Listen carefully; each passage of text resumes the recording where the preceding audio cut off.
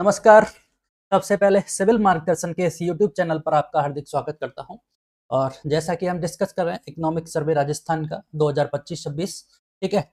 तो अपन 2 chapter complete कर चुके हैं, जिसमें पहला चैप्टर अपना कृषि पर बेस्ड था और दूसरा चैप्टर स्वास्थ्य और कल्याण पर आधारित, ठीक है। तो इसी श्रृंखला को फिर आगे बढ़ाएंगे और अगला चैप्टर जो कि आपके शिक्षा और ज्ञान आधारित अर्थव्यवस्था पर आधारित है, इसको अपन स्टार्ट करने जा रहे हैं, ठीक है।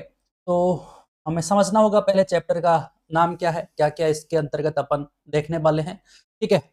तो जैसा कि इसका नाम है शिक्षा और ज्ञान आधारित अर्थव्यवस्था।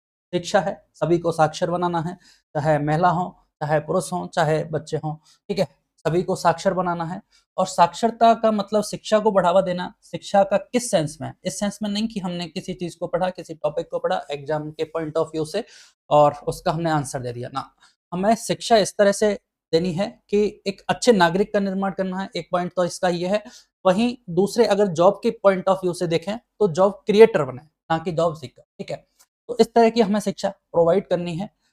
फिर यहीं से इसी पे बात निकल के आती है ज्ञान आधारित अर्थव्यवस्था। मतलब हमें एक ऐसी अर्थव्यवस्था डेवलप करनी है जिसमें शिक्षा का महत्व हो।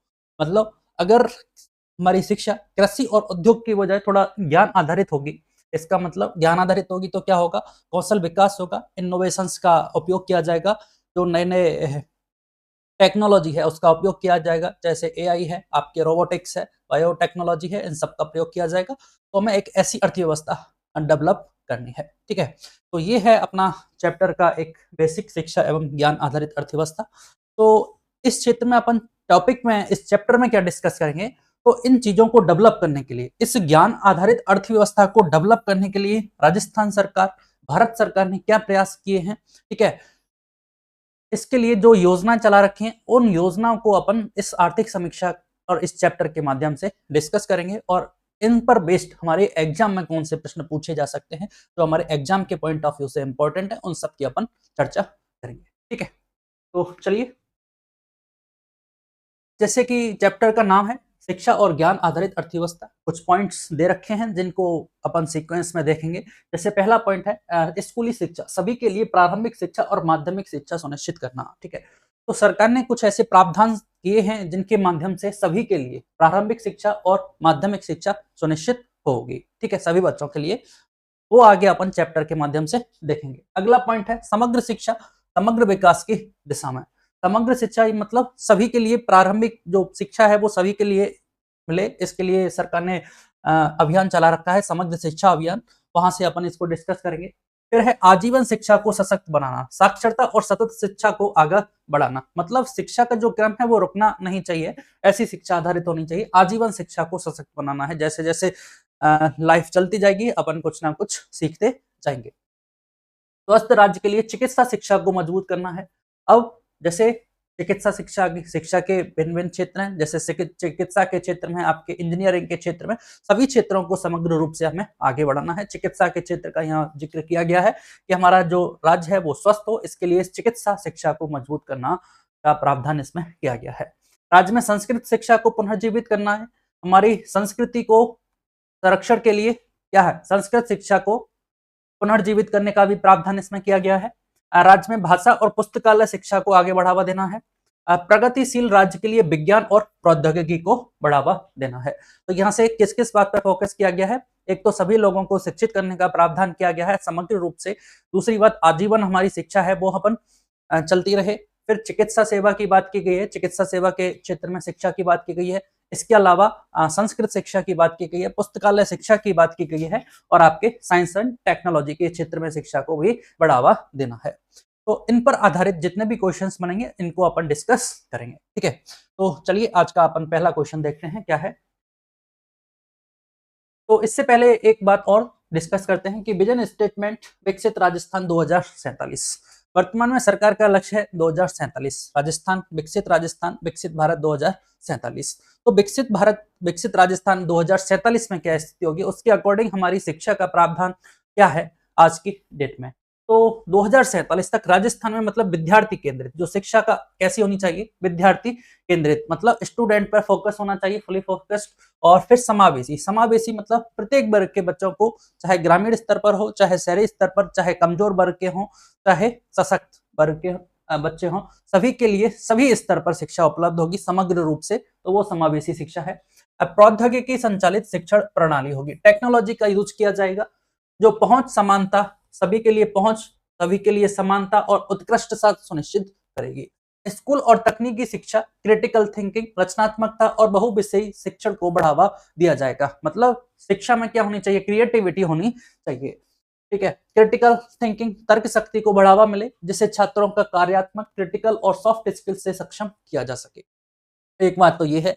वहीं हमने देखा था अभी संस्कृत को आधुनिक शिक्षा के साथ एकीकृत किया जाएगा। संस्कृत जो शिक्षा की बात की हमने, संस्कृत को बढ़ावा देने के प्रयास किए जा रहे हैं, जिससे हमारी सांस्कृतिक विरासत संरक्षित होगी। एक जीवंत विज्ञान और प्रौद्योगिकी, पारिस्थितिकी तंत्र, फन लर्निंग, अनुसंधान और नवाचार पर बल देगा, जिससे राजस्थान वैश्विक मानकों के अनुरूप ज्ञान, अत्याधुनिक अनुसंधान और परिवर्तनकारी शिक्षा का केंद्र बनेगा। मतलब सरकार चाहती है कि हमारा जो राजस्थान है वो शिक्षा का हब बन जाए। ठीक है, हमारे यहाँ के बच्चे हैं, या तो बाहर के स्टूडेंट भी हमारे यहाँ हैं, या अपन बाहर जाएं, तो कैसे कैसे होना चाहिए, अत्याधुनिक अनुसंधान और परिवर्तनकारी, वो पॉइंट कहाँ गया, वैश्विक मानकों के अनुसार हमारे लिए जो शिक्षा दी जाए वो वैश्विक मानकों के अनुरूप दी जाए। मतलब आप देश के बाहर भी जाएं तो भी आपको कोई प्रॉब्लम नहीं आनी चाहिए, कहीं पे भी आप जॉब कर सकते हैं, किसी भी क्षेत्र में कर सकते हैं। उसके मानक कैसे होंगे, वैश्विक मानक होंगे। अब इसके कुछ प्रमुख क्षेत्र बताए कि इस पर बेस्ड, जैसे समावेशी और उच्च गुणवत्तापूर्ण युक्त शिक्षा है। इस पॉइंट के बारे में हमें बात कर चुके हैं। सभी के लिए शिक्षा मिलनी चाहिए, हर एक वर्ग को शिक्षित मिलना चाहिए। फिर है अगला पॉइंट, शिक्षक सशक्तिकरण। शिक्षक सशक्तिकरण से तात्पर्य क्या है, टीचर्स को भी एक समय के अनुसार, बदलते हुए टेक्नोलॉजी के अनुसार उनको प्रशिक्षण कार्यक्रम प्रोवाइड कराए जाएं, जिससे वो भी टेक्नोलॉजी से अपडेट रहें। फिर है स्मार्ट इंफ्रास्ट्रक्चर। स्कूलों का जो इंफ्रास्ट्रक्चर है वो क्या हो, डेवलप हो, स्मार्ट क्लासरूम हो, स्कूलों में लैब्स हो, ठीक है, और प्लेग्राउंड्स हो, हर एक तरह से मतलब स्कूल को डेवलप करना है, चाहे स्कूल हो चाहे कॉलेज हो। तो ये स्मार्ट इंफ्रास्ट्रक्चर की बात हुई। कोई अगेन डिजिटल रूपांतरण, इंटरनेट अवेलेबिलिटी होनी चाहिए, कंप्यूटर शिक्षा का ज्ञान होना चाहिए। करियर और कौशल विकास, मतलब कौशल विकास, अगर शिक्षा है तो हमें कुछ स्किल्स डेवलप होनी चाहिए उसके साथ। अब जैसे कुछ लोग ऐसे हैं कि आईटीआई कर ली लेकिन कुछ नहीं आता, इंजीनियरिंग कर ली लेकिन इंजीनियरिंग से रिलेटेड फील्ड में काम नहीं आता है, तो स्किल्स डेवलप होनी चाहिए, उस क्षेत्र में कैरियर बिल्ड होना चाहिए। ठीक है, फिर है उद्योग अकादमिक सहयोग। ये पॉइंट बड़ा इंपॉर्टेंट है। उद्योग और अकादमिक मतलब कॉलेज है और जो इंडस्ट्री है वो मिलकर काम करें। जैसे किसी इंडस्ट्री में जरूरत है कि भाई हमें 1000 ऐसे इंजीनियर्स चाहिए जो कार बना सके, ठीक है, तो कॉलेजों की ये जिम्मेदारी है कि हम आने वाले वर्षों में ऐसे इंजीनियर तैयार करेंगे जो ऑटोमोबाइल के क्षेत्र में काम कर सकें। तो इस तरह से उद्योग और एकेडमिक्स दोनों का मिक्सचर होना चाहिए, साथ साथ में इनको काम करना चाहिए। ठीक है, अनुसंधान और नवाचार केंद्र, अनुसंधान को बढ़ावा देना चाहिए। स्थिरता और आपदा तैयारी, स्थिरता और आपदा प्रबंधन में ये काम कर सकें, इसकी भी नॉलेज होनी चाहिए। सामुदायिक सहभागिता, सामुदायिक सहभागिता से क्या तात्पर्य है, पेरेंट्स, बच्चे, समाज, सबकी सामूहिक भागीदारी सुनिश्चित होनी चाहिए। वैश्विक पहुंच, ये बहुत बड़ा इंपॉर्टेंट है कि जैसे हमने देखा, जिससे राजस्थान वैश्विक मानकों के अनुसार, हमारी जो शिक्षा है वो कैसी होनी चाहिए, वैश्विक मानकों के अनुरूप होनी चाहिए। तो ये कुछ पॉइंट्स हैं जो 2047 में अपन जैसा सपना देख रहे हैं उसके अकॉर्डिंग ये कुछ पॉइंट्स हैं। ठीक है, तो चलिए पहला क्वेश्चन देखते हैं आज का अपना क्या है। तो पहला क्वेश्चन है हमारा कि भाई which of the following portal is operated by the education department to provide financial assistance to government schools and strength infrastructure. मतलब राजस्थान सरकार ने कौन सा पोर्टल चलाया है, which of the following portal is operated by education department, शिक्षा विभाग के द्वारा वो कौन सा पोर्टल चलाया जा रहा है जो प्रोवाइड करे फाइनेंशियल असिस्टेंट, वित्तीय सहायता, और आपके स्ट्रेंथन इंफ्रास्ट्रक्चर, बुनियादी ढांचे को मजबूत करे, स्कूलों के बुनियादी ढांचे को मजबूत करने और वित्तीय सहायता प्रदान करने के लिए सरकार ने कौन सा पोर्टल चलाया। ये क्वेश्चन के माध्यम से हमें ये पूछा गया है, तो ये हमें पता होना चाहिए। ऑप्शन देखिए, ज्ञान संकल्प पोर्टल है, संकल्प पोर्टल, निपुण पोर्टल और दीक्षा पोर्टल, 4 ऑप्शन दिए गए हैं। पहला जो ऑप्शन है ज्ञान संकल्प पोर्टल, जो इससे आधारित है। ठीक है, तो हमारा आंसर जो हो जाएगा वो तो यही हो जाएगा कि ज्ञान संकल्प पोर्टल। सरकार ने ज्ञान संकल्प पोर्टल बनाया है और इस पोर्टल का उद्देश्य है कि सरकारी जो विद्यालय हैं उनको वित्तीय सहायता और उनका बुनियादी ढांचे को मजबूत करने के लिए वित्तीय सहायता प्रदान की जा सके। ठीक है, तो ए ऑप्शन अपना यहाँ से राइट आंसर हो जाएगा। ठीक है, फिर अगला ऑप्शन है संकल्प पोर्टल। ऐसा कोई पोर्टल है नहीं, केवल एक ऑप्शन डेवलप किया गया है। अगला ऑप्शन है आपके सामने कौन सा, निपुण पोर्टल। तो इस निपुण के बारे में हमें पता होना चाहिए, आगे अपन इसका विस्तार से डिस्कस करेंगे। निपुण है इसकी जो फुल फॉर्म है यहां से क्लियर हो जाता है, नेशनल इनिशिएटिव है for proficiency in reading understanding of and से न्यूमरेसी। न्यूमरेसी मतलब नंबर सिस्टम, और इसमें 3 से 9 वर्ष तक के जो बच्चे हैं उनको सम्मिलित किया गया है कि भाई 3 से 9 वर्ष तक का जो आयु का बच्चा है उसमें संख्यात्मक ज्ञान होना चाहिए। उसको संख्यात्मक ज्ञान संख्यात्मक ज्ञान के बारे में उसे नॉलेज होनी चाहिए, मतलब उस पर गिनती वगैरह है उसकी समझ होनी चाहिए, इसलिए ये पोर्टल डेवलप किया गया है निपुण। ठीक है, इंपॉर्टेंट है, शिक्षा मंत्रालय के द्वारा ये चलाया जा रहा है ये प्रोग्राम। अगला है दीक्षा पोर्टल। दीक्षा पोर्टल क्या है, नाम से क्लियर है, समझना होगा इनके नाम को। जैसे ये है digital infrastructure for knowledge sharing, मतलब नॉलेज शेयरिंग के लिए डिजिटल इंफ्रास्ट्रक्चर को डेवलप करना चाहिए। कैसे, अगर डिजिटल इंफ्रास्ट्रक्चर डेवलप होगा तो अपन कह सकते हैं, तो इसके माध्यम से क्या होगा, डिजिटल इंफ्रास्ट्रक्चर के माध्यम से आप देखिए ये एक एनसीईआरटी की पहल है जो शिक्षक, छात्रों और अभिभावकों के लिए डिजिटल शिक्षा सामग्री प्रदान करती है। ठीक है, और एक राष्ट्रीय मंच है जिस पर कक्षा 1 से 12 तक के लिए एनसीईआरटी और विभिन्न राज्य बोर्डों की पाठ्य पुस्तक, वीडियो, प्रश्नोत्तरी और अन्य शैक्षणिक संसाधन हिंदी, अंग्रेजी प्लस 36 भाषाओं में मुफ्त उपलब्ध हैं। ठीक है, तो यहाँ से बहुत अच्छा क्वेश्चन बना है कि दीक्षा पोर्टल पर कितनी भाषाओं में कंटेंट अवेलेबल है। तो हमें पता होना चाहिए कि भाई दीक्षा पोर्टल पर 36 भाषाओं में आपका कंटेंट अवेलेबल है। ठीक है, मुफ्त उपलब्ध है। Digital infrastructure for knowledge sharing, इसकी फुल फॉर्म हमने देखी। वही अगला पोर्टल निपुण पोर्टल के बारे में हमने देखा, नेशनल इनिशिएटिव है for proficiency in reading with understanding और न्यूमरेसी, मतलब शिक्षा मंत्रालय ने बेहतर समझ और संख्यात्मक ज्ञान के साथ पढ़ाई में प्रवीणता के लिए राष्ट्रीय पहल निपुण भारत मिशन की शुरुआत की है। इसके बारे में हमने बात की थी भाई कि बिल्कुल किस पर आधारित है, बच्चों को संख्यात्मक ज्ञान आना चाहिए, और कितने वर्ष तक के उम्र के बच्चों को इसमें सम्मिलित किया गया है, 3 से 9 वर्ष के जो बच्चे हैं उनको इसमें सम्मिलित किया गया है। ठीक है, तो इस तरह से ये क्वेश्चन हमारा पहला कंप्लीट हुआ। चलिए अगला क्वेश्चन है स्टार्स योजना। स्टार्स योजना पर बेस्ड है। STARS is a World Bank funded project है which is being implement in Rajasthan. The main objective of this scheme. तो स्टार्स योजना के बारे में हमसे पूछा गया है कि what is the main objective of this scheme in Rajasthan. ठीक है, तो स्टार्स एक विश्व बैंक द्वारा वित्त पोषित परियोजना है जिसे राजस्थान में क्रियान्वित किया जा रहा है। इस योजना का मुख्य उद्देश्य क्या है? तो पहली बात तो ये कि स्टार्स योजना है, शिक्षा विभाग से संबंधित है, विश्व बैंक के द्वारा इसको संचालित किया जा रहा है, विश्व बैंक से इसमें आर्थिक सहायता प्रदान की जा रही है और राजस्थान में संचालित की जा रही है। इसका मतलब जब ये पर्टिकुलर लाइन दी गई है कि राजस्थान में संचालित की जा रही है, इसका मतलब ये सारे पूरे भारतवर्ष में ये स्कीम चालू नहीं की गई है, कुछ विशेष राज्य जिनमें इसको प्रारंभिक तौर पर प्रारंभ किया गया है। ठीक है, तो ये हमें जानना होगा कि किन किन राज्यों में संचालित है, क्या इसका उद्देश्य है, ठीक है, और इसकी फुल फॉर्म क्या है। तो जैसा कि नाम है स्टार्स, मतलब समझना होगा यहाँ से कि इसका नाम से देखिए एक बार, STARS strengthening teaching learning and results for state. हमें स्ट्रेंथिंग होनी चाहिए, हमारा जो प्रदेश है वो सुदृढ़ होना चाहिए, एनहांस होना चाहिए किसमें, teaching learning and results for state. ठीक है, टीचिंग इंप्रूवमेंट होना चाहिए, लर्निंग इंप्रूवमेंट होना चाहिए और फाइनली क्या, रिजल्ट ओरिएंटेड होना चाहिए। तो ऑप्शन देखिए, ये यहां से हमें पकड़ना होगा भाई, डायरेक्ट हमें पता नहीं चलेगा कि भाई स्टार्स योजना, क्वेश्चन इतना भी पूछा जा सकता है कि स्टार्स योजना का संबंध किससे है।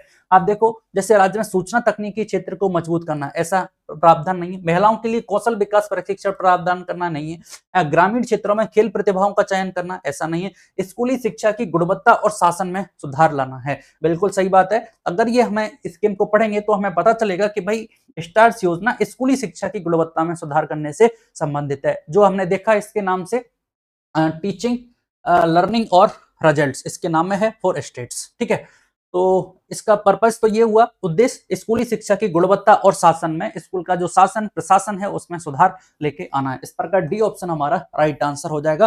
To improve the quality and governance of school education, school education की जो गवर्नेंस है और जो क्वालिटी है उसको इम्प्रूव हमें करना है, इसका पर्पज ये है। अगली बात हमने देखी कि इसमें किसके सहयोग से चलाई जा रही है, विश्व बैंक इसमें सहायता प्रदान कर रही है, ये इंपॉर्टेंट बात है। फिर अगला बात यह है कि भाई राजस्थान में क्रियान्वित की जा रही है, इसका मतलब ये किन किन राज्यों में क्रियान्वित की जा रही है, तो ये वर्तमान में 6 राज्यों में क्रियान्वित की जा रही है। ठीक है, अब 6 राज्य कौन कौन से हैं वो हमें पता होना चाहिए। तो सबसे पहले आपका प्रदेश है हिमाचल प्रदेश, दूसरा स्टेट है राजस्थान, तीसरा है आपका मध्य प्रदेश, चौथा है महाराष्ट्र, पांचवा है आपका केरल और छठा प्रदेश है आपका उड़ीसा। ठीक है, तो ये 6 स्टेट के नाम हैं जिनमें ये स्टार्स योजना संचालित की जा रही है। तो क्वेश्चन यहां से भी बनता है, अच्छा क्वेश्चन, कि स्टार्स योजना देश के किन किन राज्यों में संचालित की जा रही है, तो हमें बताना होगा हिमाचल प्रदेश, राजस्थान, मध्य प्रदेश, महाराष्ट्र, केरल और उड़ीसा, ये 6 राज्य हैं, इनको हमें याद रखना होगा, ये हमारे लिए थोड़ा इंपॉर्टेंट है। हिमाचल प्रदेश, राजस्थान, मध्य प्रदेश, महाराष्ट्र, केरल और उड़ीसा। मैप के द्वारा हम देख सकते हैं इस तरह से कि आपका यहाँ कुछ हिमाचल रहेगा, यहाँ राजस्थान, और यहाँ सेंटर में मध्य प्रदेश, यहाँ कुछ महाराष्ट्र, ये केरल और आपका उड़ीसा। इस तरह से ये 6 स्टेट हैं जिसमें ये योजना संचालित की जा रही है। ठीक है, देखिए स्टार्ट योजना strengthening teaching learning and results for state, एक केंद्र प्रायोजित शिक्षा योजना है। इसमें मतलब केंद्र सरकार के द्वारा संचालित योजना है जिसमें विश्व बैंक के द्वारा सहयोग प्रदान किया जा रहा है। कुल परियोजना की लागत दी गई है 5,718 करोड़ रुपए की और विश्व बैंक से 3700 करोड़ की सहायता इसमें मिलेगी।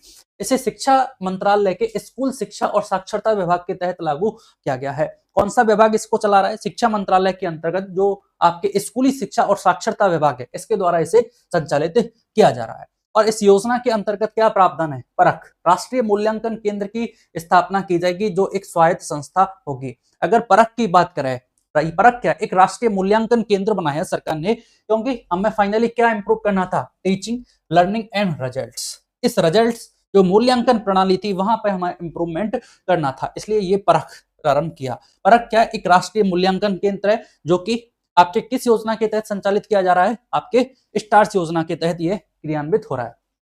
परख का उद्देश्य क्या है, एनईपी न्यू एजुकेशन पॉलिसी है 2020 के अनुसार मूल्यांकन सुधार करना और परीक्षा प्रणाली को अधिक समग्र बनाना है, ना कि हमें परीक्षा प्रणाली है हमारी सिलेबस ओरिएंटेड है, इसको हटाकर, जैसे कि आप आज की डेट में आरपीएससी के क्वेश्चंस देख पा रहे हैं, चाहे यूपीएससी की परीक्षा है, सब क्या है, ये मूल्यांकन प्रणाली पर आधारित है। ये समग्र रूप से एक स्टूडेंट का एग्जाम के माध्यम से ही क्या विश्लेषण कर लेते हैं सारी क्षमताओं का।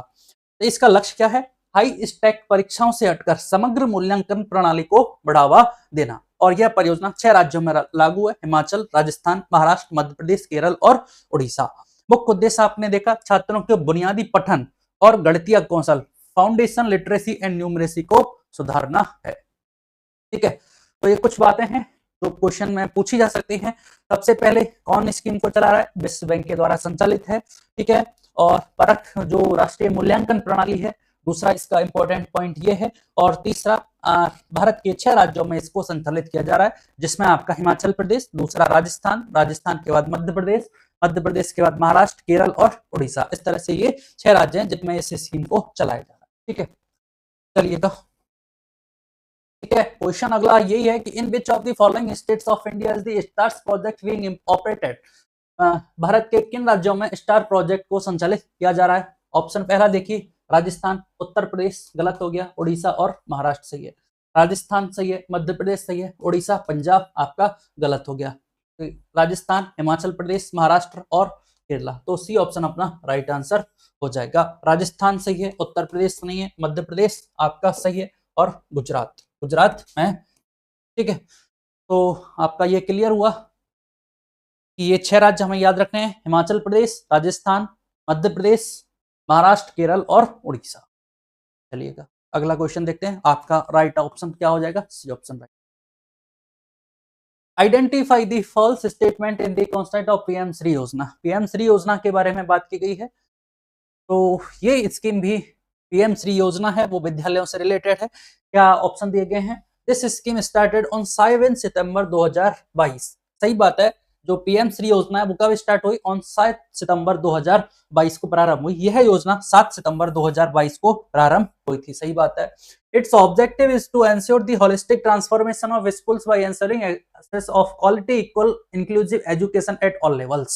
ठीक है, इसका मतलब क्या है? हमें शिक्षा में सुधार करना है। यहाँ पे ट्रांसफॉर्मेशन ऑफ स्कूल्स, स्कूल का जो ट्रांसफॉर्मेशन है, समग्र रूपांतरण करना है by ensuring access to quality, equal, inclusive education at all levels. सभी लेवल्स पर, मतलब सभी स्तरों पर गुणवत्तापूर्ण, समान, समावेशी शिक्षा की पहुंच सुनिश्चित कर विद्यालयों का समग्र रूपांतरण करना है। बेसिकली जो पीएम श्री स्कूल है, इसमें स्कूल के समग्र रूपांतरण की बात की गई है। जैसे चाहे प्ले ग्राउंड के लेवल पर बात हो, चाहे स्मार्ट क्लासरूम की बात हो, चाहे उद्यान की बात हो स्कूल में, और चाहे लैब्स की बात हो, चाहे टीचर स्टाफ की बात हो।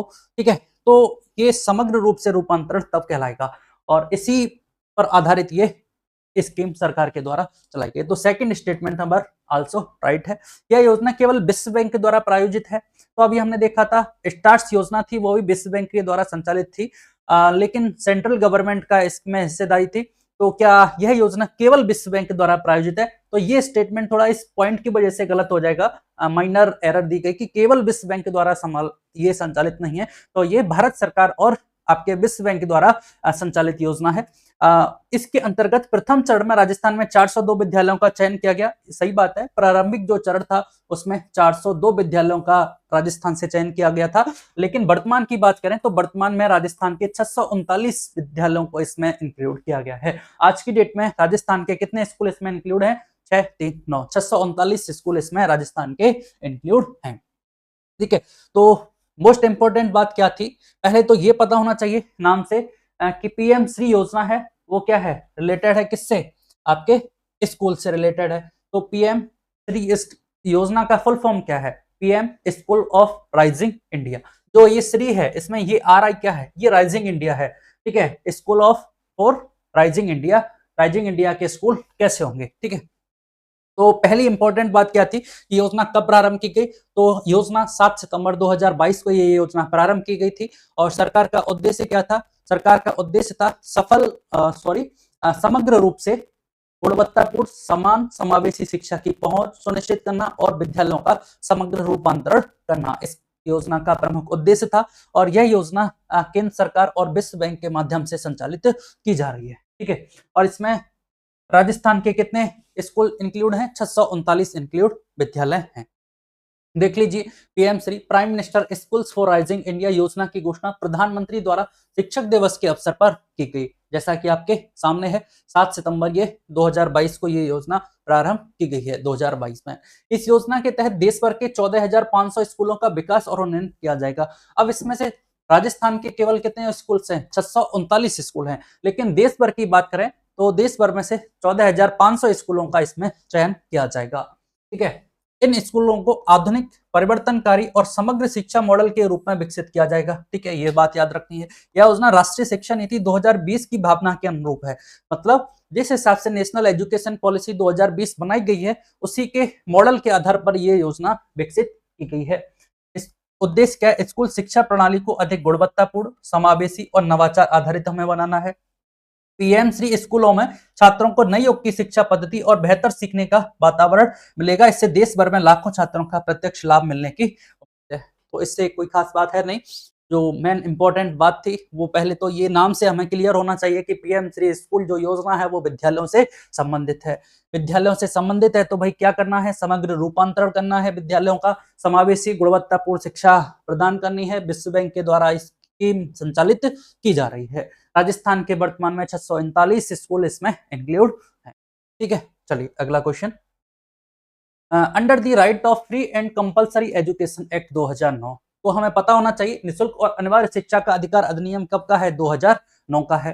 क्या प्रावधान किया गया है? इसके तहत निजी विद्यालयों में कमजोर वर्ग और वंचित वर्ग के विद्यार्थियों के लिए कितने प्रतिशत सीटें आरक्षित रखी गई हैं? ये हमसे पूछा गया है कि how many % of seats have been reserve for students of weaker section and disadvantages sections in private school. ठीक है, तो ये एक अच्छी बात है कि हमारे लिए सरकार ने निःशुल्क और अनिवार्य शिक्षा का अधिकार है, वो अधिनियम कब का है, 2009 का है।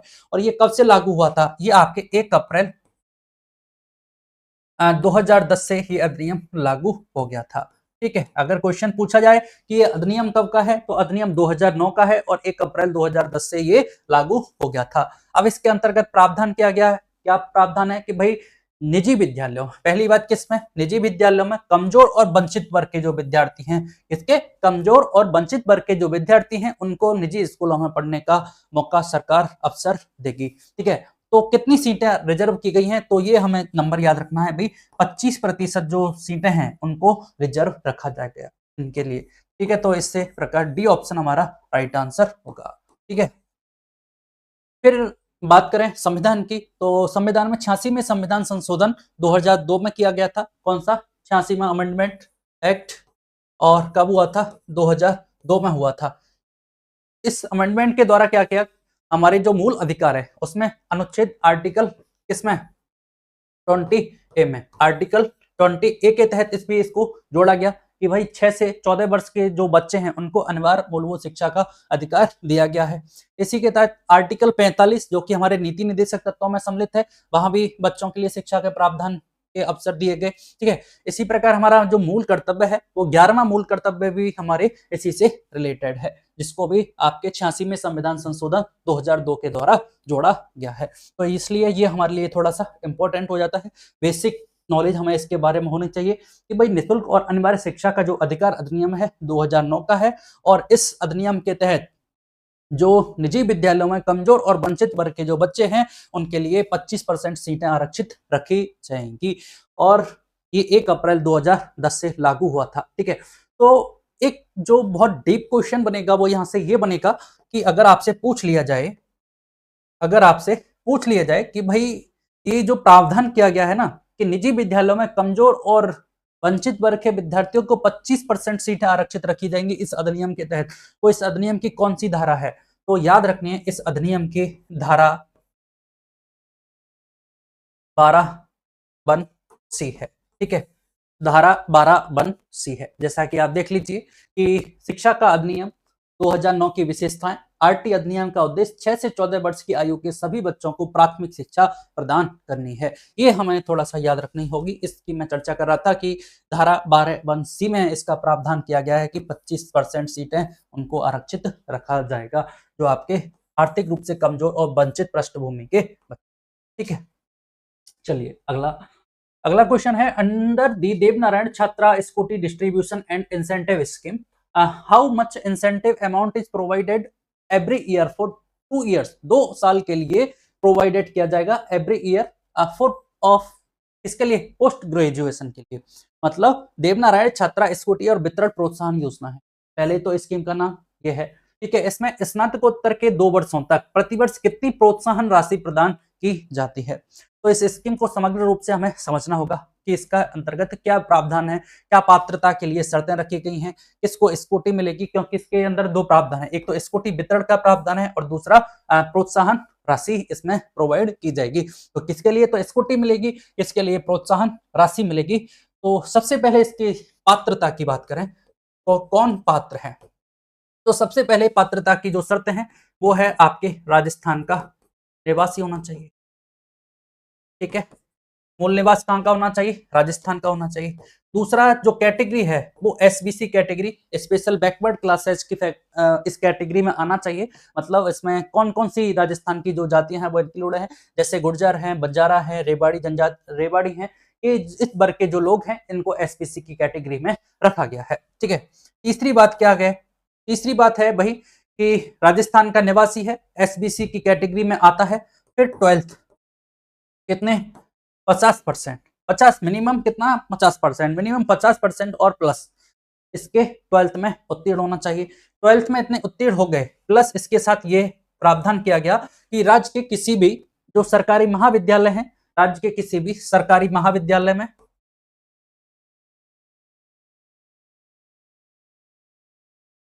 सरकारी महाविद्यालय में आपके स्नातक में प्रवेश ले लेना चाहिए। ठीक है, अगली शर्त ये हो गई। चौथी शर्त क्या है? जो फैमिली इनकम है वो कितना है? 2.5 लाख रुपए से कम। ये कुछ चीजें इसकी पात्रता है इस स्कीम की। अगर देवनारायण छात्रा स्कूटी वितरण और प्रोत्साहन जो योजना है उसकी जो पात्रता की शर्तें हैं, पहली है राजस्थान का निवासी, एसबीसी की कैटेगरी, 12th में मिनिमम 50%, राजस्थान के किसी भी सरकारी महाविद्यालय में क्या स्नातक में प्रवेश, और पारिवारिक जो इनकम है वो 2.5 लाख से कम होनी चाहिए। यहाँ से क्वेश्चन पूछ लिया जाता है कि देवनारायण छात्रा स्कूटी वितरण प्रोत्साहन योजना के तहत पारिवारिक इनकम कितनी होनी चाहिए, तो वो है आपके 2.5 लाख से कम इनकम होनी चाहिए। अब इस पे इन पात्रता की शर्तों के आधार पर क्या बनेगी? मेरिट बनेगी। ठीक है, अब जो भी मेरिट में आएंगे उन लोगों को स्कूटी मिल जाएगी, और इसमें लगभग जो प्रावधान किया गया है वो 1500 स्कूटी का प्रावधान किया गया है, और उस मेरिट लिस्ट में लास्ट क्रमांक पे जितने भी गर्ल्स आएंगे उन सभी को क्या मिलेगी? स्कूटी वितरण की जाएगी। ठीक है, अब बात करते हैं प्रोत्साहन राशि की। तो प्रोत्साहन राशि में क्या प्रावधान है? प्रोत्साहन राशि किसको मिलेगी? पहली बात तो मिलेगी स्नातक पे। तो स्नातक के लिए कितनी है? स्नातक 3 वर्ष का होता है, फर्स्ट ईयर। ठीक है, 3 साल का है, तो फर्स्ट ईयर में भी, सेकंड ईयर में भी और थर्ड ईयर में, तीनों बार प्रत्येक वर्ष 10,000 रुपए का प्रावधान किया गया है। 10,000 रुपए, 10,000 रुपए और ये 10,000 रुपए, ये तो स्नातक में है। ठीक है, और स्नातक में भी ये प्रावधान है कि हर एक वर्ष क्या होना चाहिए? आपको उत्तीर्ण होना चाहिए 50% अंक के पास। ठीक है, फिर दूसरा है आपके स्नातकोत्तर। स्नातकोत्तर मतलब आपके पीजी में, तो इसमें ये 2 साल की होती है, तो इसमें आपके 20,000 रुपए का प्रावधान किया गया है। प्रोत्साहन राशि कितनी है? 20,000 रुपए, ये है आपके प्रोत्साहन राशि। ठीक है, यहाँ से क्लियर कर लेते हैं कि ये क्या भाई? प्रोत्साहन राशि है। इसमें स्नातक में 10,000 रुपए और स्नातकोत्तर आपके पीजी में 20,000 रुपए की राशि का प्रावधान किया गया है। ये स्कीम का लास्ट पार्ट था, और क्वेश्चन में हमसे यही पूछा था कि देवनारायण छात्रा स्कूटी वितरण और प्रोत्साहन योजना के तहत स्नातकोत्तर के 2 वर्षों तक प्रतिवर्ष कितनी प्रोत्साहन राशि का प्रावधान किया गया है? ठीक है, तो हम बताएंगे कि बिल्कुल 20,000 रुपए की राशि का इसमें प्रावधान किया गया है। और हमने ये भी देखा कि स्नातक में कितना था? स्नातक में था आपके 10,000 रुपए की राशि का प्रावधान। तो ये योजना हमारी कंप्लीट हुई। देख लीजिए आपके देवनारायण छात्रा स्कूटी वितरण और प्रोत्साहन योजना है। पात्रता क्या? स्कूटी के लिए राजस्थान की मूल निवासी छात्रा होनी चाहिए, अति पिछड़ा वर्ग एसबीसी की कैटेगरी में, 12th पास होनी चाहिए, आरबीएससी सीबीएसई से कम 50% अंक के साथ, राजस्थान के राजकीय महाविद्यालय या राज्य के वित्त पोषित विश्वविद्यालय में, मतलब कोई भी विश्वविद्यालय जिसको राज्य के द्वारा वित्त पोषित किया जा रहा है, स्नातक प्रथम वर्ष में नियमित प्रवेश लिया हो और मेरिट अंकों के आधार पर चयन होगा। हर वर्ष 1500 छात्राओं को निःशुल्क स्कूटी वितरण होगी। अगर कट ऑफ पर समान अंक हैं तो सभी एलिजिबल को स्कूटी मिलेगी। परिवार की वार्षिक आय 2.5 लाख रुपए से कम है। ये हमारे लिए इंपॉर्टेंट है। यहाँ से क्वेश्चन बनता है कि पारिवारिक आय कितनी होनी चाहिए? 2.5 लाख रुपए से कम पारिवारिक आय होनी चाहिए। प्रोत्साहन राशि इंसेंटिव जिनको स्कूटी नहीं मिली उनको मिलेगी। एसबीसी वर्ग की छात्राएं, पारिवारिक आय इसके लिए भी 2.5 लाख रुपए से कम, नियमित अध्ययनरत होनी चाहिए। तो फिर स्नातक यूजी में, अंडर ग्रेजुएशन में 10,000 10,000 10,000 का प्रावधान है, और वहीं पीजी में स्नातकोत्तर में आपके 20,000 और 20,000 का प्रावधान है। इंपॉर्टेंट बात यहाँ से देख लीजिए, शर्तें हर साल कम से कम 50% अंक होने चाहिए। तो ये क्लियर हुई आपकी देवनारायण छात्रा स्कूटी और प्रोत्साहन। चलिए अगला है identify the true statement in the contest of नव भारत लिटरेसी प्रोग्राम। सरकार के द्वारा एक प्रोग्राम चलाया गया है, नव भारत साक्षरता अभियान। इसके बारे में हमसे बात की गई है, तो हमें जानना होगा इस अभियान के बारे में, क्या इस अभियान का उद्देश्य है, कब से ये प्रारंभ किया गया है।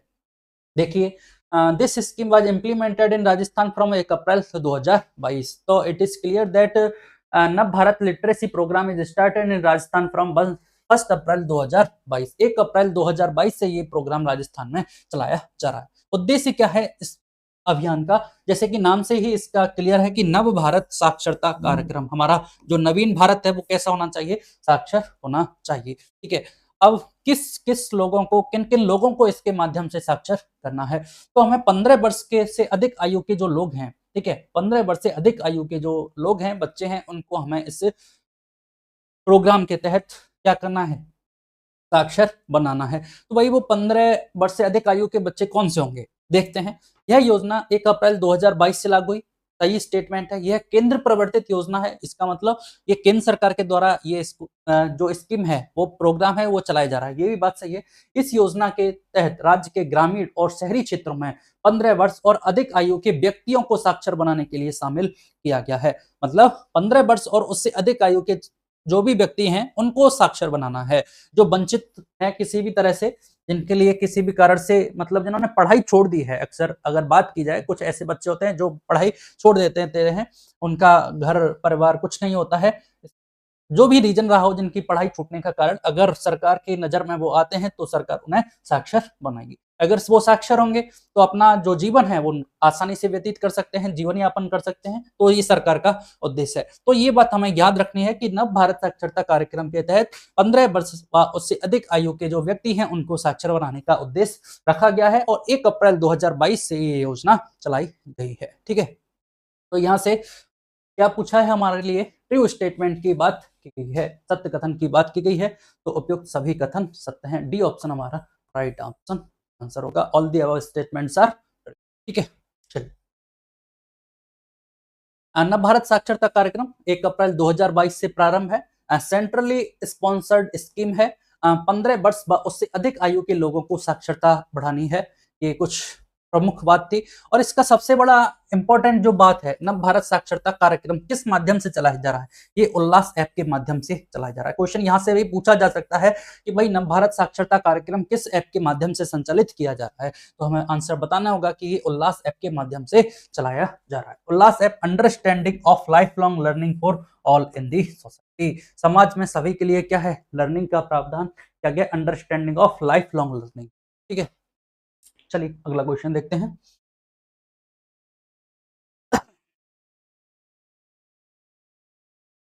Which of the following conditions is not in accordance with the Devnarayan छात्रा scooty distribution and incentive scheme, मतलब निम्नलिखित में से कौन सी जो शर्त है वो देवनारायण छात्रा स्कूटी वितरण और प्रोत्साहन योजना के अनुरूप नहीं है पूछी है। Which of the following conditions is not in accordance, Devnarayan छात्रा स्कूटी वितरण योजना के से संबंधित नहीं है या गलत है। पहला स्टेटमेंट है, under this scheme the family income has been kept up to 3 lakh. तो हमने देखा था देवनारायण छात्रा स्कूटी वितरण योजना के तहत जो परिवार की आय है वो कितनी होनी चाहिए, 2.5 लाख रुपए होनी चाहिए। पहला स्टेटमेंट इन्होंने गलत दिया और यहीं से हमारा आंसर ये आ जाएगा, this statement is not accordance to Devnarayan छात्रा स्कूटी वितरण। अगला स्टेटमेंट देखिए, it is necessary to pass the higher secondary examination conducted by RBSC और सीबीएसई, मतलब चाहे आप आरबीएससी से हो चाहे सीबीएसई से हो, क्या होना चाहिए, इट इज नेसेसरी है to pass the higher secondary examination with और 50% और मोर मार्क्स। हमने ये बात देखी थी कि मार्क्स हमारे 12th में कितने होने चाहिए, 50% और मोर मार्क्स उसमें होने चाहिए, चाहे आप आरबीसीएसई हो चाहे सीबीएसई से हो। और इसके अलावा हमें स्नातक की जो प्रथम वर्ष था उसमें प्रवेश होना चाहिए। ठीक है, तो ये स्टेटमेंट भी सही है। अच्छा, it is necessary for the girl to be a regular student for graduation degree in any government college of Rajasthan, बिल्कुल सही बात है। किसी भी any government college of Rajasthan में एक रेगुलर स्टूडेंट होना चाहिए, किसके लिए, ग्रेजुएशन डिग्री के लिए। ठीक है, तो ये स्टेटमेंट भी सही है। तो all the above conditions are correct, ये भी स्टेटमेंट गलत हो जाएगा क्योंकि पहला हमारा जो स्टेटमेंट है वो राइट नहीं। ठीक है, तो ए ऑप्शन यहाँ से राइट आंसर होगा कि परिवार की जो आय है वो 3 लाख नहीं 2.5 लाख होनी। ठीक है, चलिए अगला question. Where is the Rajasthan State Sanskrit Educational Research and Training Institute located? Rajasthan राज्य संस्कृत शैक्षिक अनुसंधान और प्रशिक्षण संस्थान कहाँ स्थित है? अभी जब हमने स्टार्टिंग में चैप्टर स्टार्ट किया था तो क्वेश्चन में पॉइंट था संस्कृत शिक्षा को बढ़ावा देना है जिससे हमारी संस्कृति का संरक्षण किया जा सके। इसी क्रम में सरकार ने देखो क्या चलाया, राजस्थान राज्य संस्कृत शैक्षिक अनुसंधान और प्रशिक्षण संस्थान की स्थापना की है। और हमसे पूछा गया कि राजस्थान में कहाँ इसकी स्थापना की गई है, तो ये जयपुर में स्थापित किया गया है। और जयपुर में कहां पर है, ये महापुरा में, महापुरा अजमेर रोड पर स्थित है। महापुरा अजमेर जयपुर में अजमेर रोड पर स्थित है। ठीक है, महापुरा जयपुर में ये संस्थान चलाया जा रहा है। ए ऑप्शन जयपुर हमारा राइट आंसर। ठीक है, चलिए अगला क्वेश्चन देखते हैं।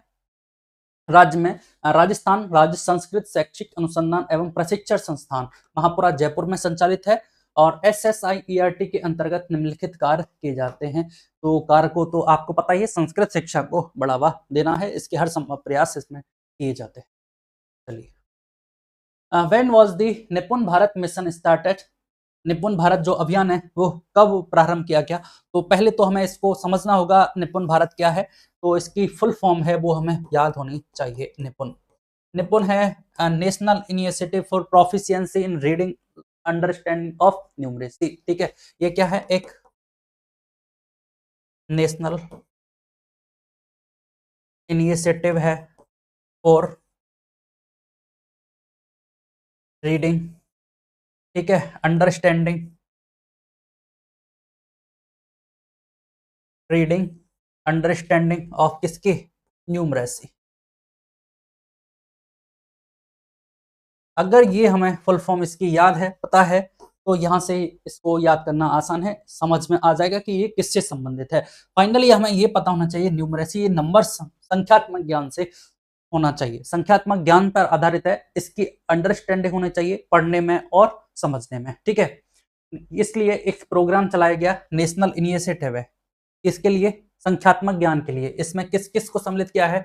3 से 9 वर्ष के जो बच्चे हैं उनको इसमें सम्मिलित किया गया है कि भाई 3 से 9 वर्ष आयु के जो बच्चे हैं उनको नंबर सिस्टम का ज्ञान होना चाहिए। इसके लिए ये मिशन प्रारंभ किया। और कब प्रारंभ किया? आपके 5 जुलाई 2021 को ये मिशन सरकार के द्वारा चालू किया गया। कब? 5 जुलाई 2021 को ये मिशन चालू किया गया है। ठीक है, ये हमें याद रखना है, क्वेश्चन पूछा जा सकता है, ऑप्शंस में पूछा जा सकता है, स्टेटमेंट में पूछा जा सकता है, तो ये हमें याद रखना है। चलिए, हाँ, निपुण पोर्टल देखिए, national initiative for proficiency in reading with understanding and numeracy.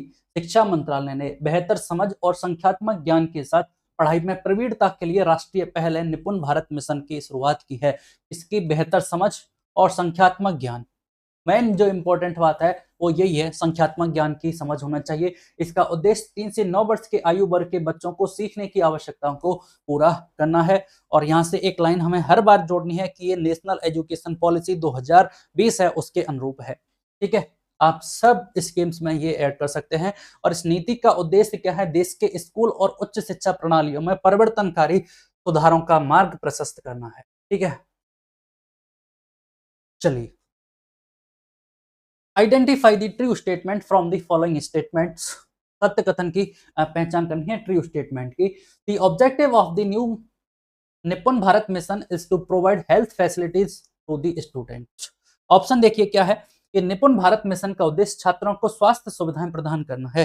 अगर हमें नहीं पता होगा कि इस स्कीम की फुल फॉर्म क्या है, किस क्षेत्र से संबंधित है, तो इस प्रकार के स्टेटमेंट भी आपके सामने हो सकते हैं, फिर पता ही नहीं चलेगा कि भाई निपुण भारत मिशन का उद्देश्य छात्रों को स्वास्थ्य सुविधाएं प्रदान करना है। ऐसा तो बिल्कुल नहीं है। अभी हमने देखा इसका संबंध तो क्या है? न्यूमरेसी, अंडरस्टैंडिंग ऑफ न्यूमरेसी है। ठीक है, मतलब एक तो स्वास्थ्य सुविधाएं प्रदान करना तो बिल्कुल नहीं है, शिक्षा के क्षेत्र की ये स्कीम है। और इस मिशन के अंतर्गत 3 से 9 आयु वर्ग के बच्चों को सम्मिलित किया गया है। ये बात हमारी सही है। तो सत्य कथन की पहचान करनी है तो केवल statement two b only two, b option हमारा राइट आंसर है। This is not related to health facilities, this is also related to केवल एजुकेशनल पॉलिसी से ये चलेगा। In which of the following district has the महिला शिक्षक Bihar residential school been established? निम्नलिखित में से किस जिले में महिला शिक्षण बिहार आवासीय विद्यालय की स्थापना की गई है? ऑप्शन है बांसवाड़ा, प्रतापगढ़, झालावाड़ और सिरोही।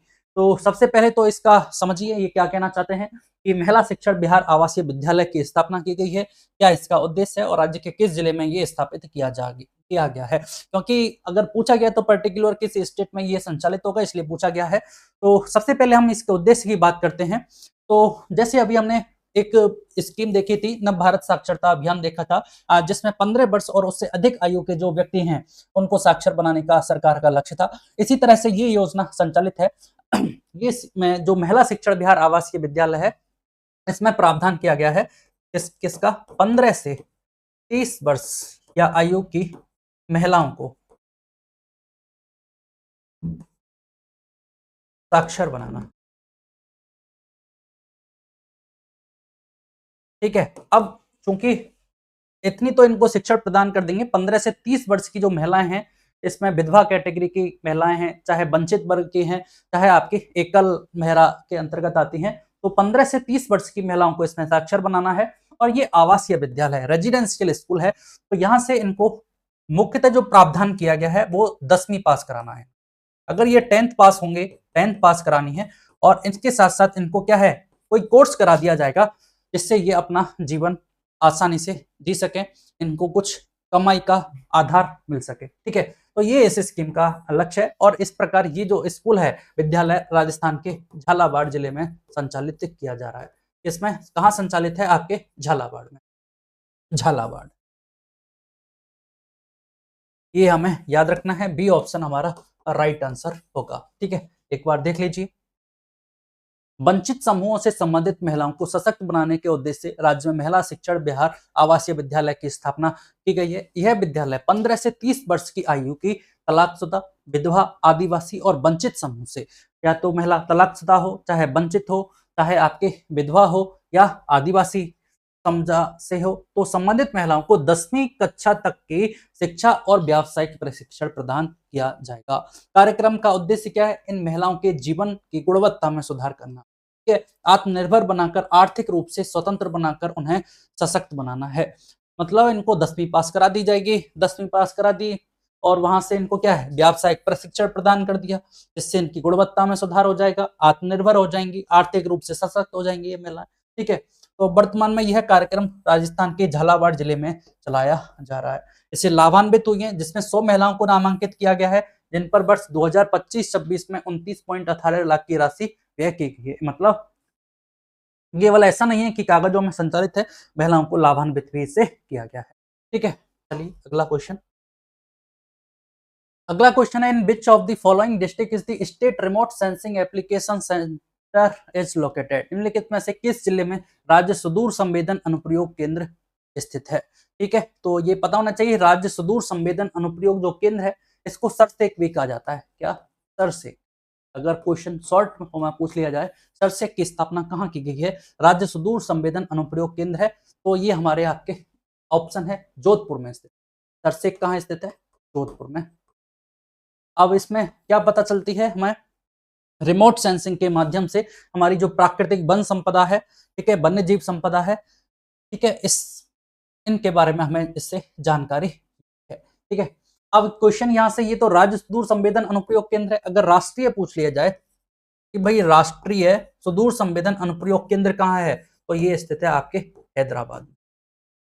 कहाँ पे, हैदराबाद में स्थित है राष्ट्रीय सुदूर संवेदन अनुप्रयोग केंद्र, हैदराबाद में। और राज्य सुदूर संवेदन अनुप्रयोग केंद्र आपके जोधपुर में स्थित है। इसकी एक इकाई है जिसकी स्थापना आपके इंदिरा गांधी जो पंचायती राज भवन है जयपुर में स्थापना की गई है। इसका जो उप केंद्र है जयपुर में स्थित है। ठीक है, चलिए, स्ट्रीम का पूर्ण रूप क्या है, स्ट्रीम सिंपल सा क्वेश्चन है। इसमें साइंस, टेक्नोलॉजी, इंजीनियरिंग और मैथमेटिक्स, इन चारों को मिलाकर इसकी शॉर्ट फॉर्म बनाई गई, जिसको स्ट्रीम के नाम से जाना जाता है। तो बस इतना सा ही हमें बताना है कि साइंस, टेक्नोलॉजी, इंजीनियरिंग और मैथमेटिक्स, ये इस ऑप्शन का राइट आंसर। चलिए अगला क्वेश्चन देखिए। जोधपुर एवं उदयपुर में डिजिटल तारामंडलों के निर्माण हेतु प्रत्येक की लागत कितनी है। तो पहली बात तो ये कि भाई डिजिटल तारामंडलों का निर्माण किया जा रहा है। डिजिटल तारामंडल से हमारा आशय ये है कि भाई इस डिजिटली हम देख सकते हैं हमारे ग्रह, नक्षत्र, उनकी स्थिति, वास्तविक जानकारी डिजिटल फॉर्मेट में हम देख सकते हैं। तो इनका निर्माण कहाँ किया जा रहा है, हाल ही में बजट के अनुसार आर्थिक समीक्षा में इसको दिया गया है जोधपुर और उदयपुर में। तो राजस्थान के किन जिलों में, जोधपुर और उदयपुर में डिजिटल तारामंडलों का निर्माण किया जा रहा है। और ये कितने रुपए की लागत है, इसमें 13 लाख नहीं, 13 करोड़ की बात की। कितनी राशि है इनके लिए स्वीकृत, 13 करोड़ रुपए की राशि इनके लिए स्वीकृत की गई है। ठीक है, तो यहाँ से ऑप्शन सी ऑप्शन कोई खास एग्जाम के पॉइंट ऑफ व्यू से इतना इंपॉर्टेंट है नहीं, फिर भी हमें ये तो पता होना चाहिए कि डिजिटल तारामंडल कहाँ निर्मित किए जा रहे हैं, राजस्थान में। तो जोधपुर और उदयपुर में इनका निर्माण किया जा रहा है। अगला क्वेश्चन, डिजिटल तारामंडल परियोजना में किस संगठन का सहयोग लिया गया है, इसरो, डीआरडीओ, राष्ट्रीय विज्ञान संग्रहालय परिषद और नीति आयोग। तो जो डिजिटल तारामंडल है जो आपके जोधपुर और उदयपुर में निर्मित किए जा रहे हैं वो राष्ट्रीय विज्ञान संग्रहालय परिषद के द्वारा निर्मित किए जा रहे हैं, इसका इसमें सहयोग दिया जा रहा है। ठीक है, आगे इसमें देख लीजिए संस्कृति मंत्रालय भारत सरकार एवं विज्ञान एवं प्रौद्योगिकी विभाग राजस्थान सरकार। एक तो कौन सा, राजस्थान सरकार का विज्ञान और प्रौद्योगिकी विभाग, भारत सरकार का संस्कृति मंत्रालय के संयुक्त तत्वावधान में जोधपुर और उदयपुर में डिजिटल तारामंडलों के निर्माण के लिए राष्ट्रीय विज्ञान संग्रहालय परिषद के साथ 4 जुलाई 2025 राष्ट्रीय विज्ञान संग्रहालय के साथ मिलकर 4 जुलाई 2025 को 13 करोड़ रुपए की लागत से समझौता ज्ञापन पर हस्ताक्षर किया। अब ये राष्ट्रीय विज्ञान जो संग्रहालय परिषद है इसके बारे में देख लीजिए आप कि जो राष्ट्रीय विज्ञान संग्रहालय परिषद है बेस्ड है इन कोलकाता, ये प्रीमियर ऑटोनॉमस ऑर्गेनाइजेशन है under India ministry of culture. यहाँ से आप देख रहे हैं कि संस्कृति मंत्रालय क्यों इंक्लूड है, क्योंकि जो राष्ट्रीय विज्ञान संग्रहालय परिषद है वो अंडर किसके है, एक ऑटोनॉमस बॉडी है under India's ministry of culture के अधीन। ठीक है, science communication it is dedicated है टू साइंस कम्युनिकेशन के लिए फॉर्म्ड है। ये 4 अप्रैल 1978 को इसकी स्थापना की गई। अगर बात की जाए कि राष्ट्रीय विज्ञान संग्रहालय परिषद की स्थापना की कब की गई तो आपके 4 अप्रैल 1978 में इसकी स्थापना की गई। It managed 26 science centres museums forming the world's largest network of science centres. Science centres का ये सबसे बड़ा क्या है, सेंटर है। It focuses on public science education setting up science museum across India. ये साइंस म्यूजियम इसके तहत इसके द्वारा निर्मित किए जाते हैं। ठीक है, तो चलिए अगला क्वेश्चन। तो आज की क्लास फिर हम यहीं समाप्त करेंगे। लगभग हमने 18 क्वेश्चंस को डिस्कस कर लिया है और जितने भी रिमेनिंग क्वेश्चंस हैं जो एग्जाम पॉइंट ऑफ व्यू से महत्वपूर्ण हैं, जो एग्जाम में पूछे जा सकते हैं, तो फिर अगली क्लास में डिस्कस करेंगे। तो अभी के लिए धन्यवाद।